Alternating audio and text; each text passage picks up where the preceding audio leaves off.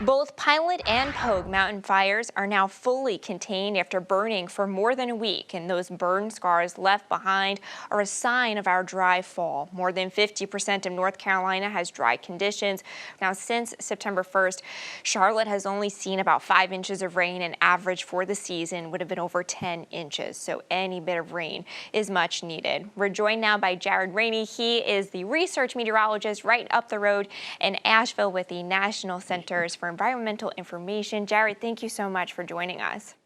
Thank you for having me. Glad to talk about this. I wanted to start with some of the conditions. You know, you're there crunching the numbers, researching this. How did we get here, and how are those conditions out there now?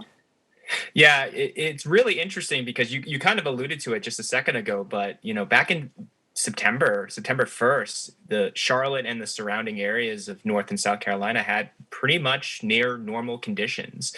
About 30 inches fell for the year 2021 at the Charlotte airport, which is about normal. But then since the past 3 months, there's only been about 3 to 5 inches in the area. Why is that happening? Well, one of the reasons that scientists are pointing to is this thing called La Nina.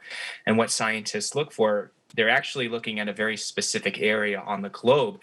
They're looking down in the Pacific, more specifically in the equatorial region by the equator. And what they're looking at is they're looking at the ocean temperatures. The warming or cooling temperatures in that area actually affect certain parts of the atmosphere, and how things like the upper air winds and how certain conditions up there will change.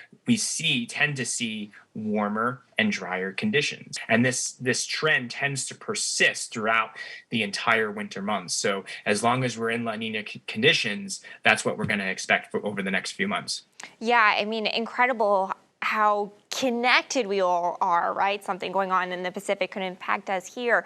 Now, we typically think of, these drought, and wildfire conditions in the summer. Is this the right time? I never say right time of year. Are we in the off season for this, for the wildfire conditions and the drought conditions? Would you expect it this time of year? Can you talk a little bit about that?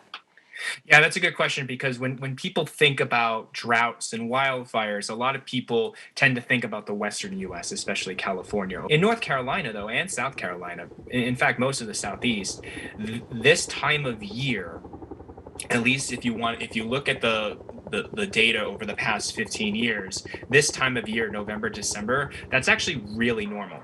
In 2016, we had a pretty bad drought around this time. It started in about August and went into September and October, and things kind of got worse in November, and it created some wildfires in the area, and people had to evacuate as a result. And then the bigger drought, which was the big one for North Carolina, which was back in 2007, and most of the state was in the worst drought in about December. That's so interesting. 'Cause like you said, it's not what we think of, but with it being December, right? You and I know as meteorologists that colder air means drier air. We just don't get those soaking storms that we might see sometimes in the spring or in summer. Is it going to make it harder for us to get out of this? Like, how do we find relief and have it not last well into the new year?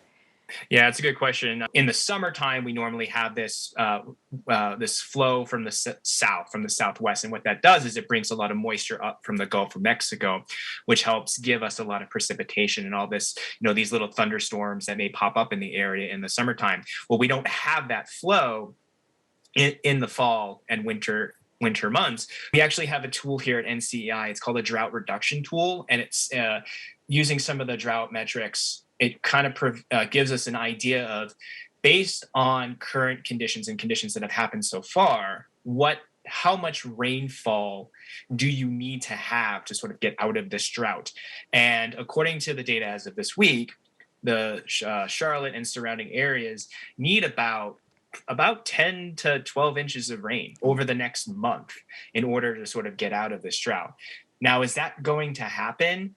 It's unfortunately highly unlikely. Wow, that's a big number of rain to get, especially like you mentioned this time of year. Are we hearing from any challenges on the ground, any agriculture impacts, farmers? What are you guys hearing some of these impacts are to the drought conditions?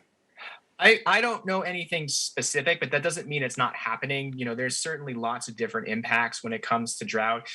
Some of the big ones are obviously agriculture, and it depends on, when the farmers plant. Stream flow, rivers, lakes, they might, they're either at or maybe below their reservoirs at this time. And it may not cause issues now, but if we don't see any rain down the road, there could be, water limitations or water bans as a result. The other thing that people may not think about is that there are health effects when it comes to drought as well. There are studies that they're starting to come out. Well, we do work with a lot of epidemiologists and other health associates in the area, and we're starting to learn that drought conditions and heat conditions as well can cause certain kinds of illnesses, specifically with respiratory or cardiovascular illnesses, especially for at-risk groups. And so that includes children under 5 years old, the elderly, people over 65, and then also underrepresented communities who may or may not have access to healthcare. So we're seeing sort of those impacts as well. So there's lots of different impacts when it comes to drought. I appreciate your time and expertise so much. Again, this is Jared Rennie. He is a research meteorologist with the National Centers for Environmental Information right up the road in Asheville. Thank you so much again for joining us. I appreciate your time. No problem. Thank you for having me.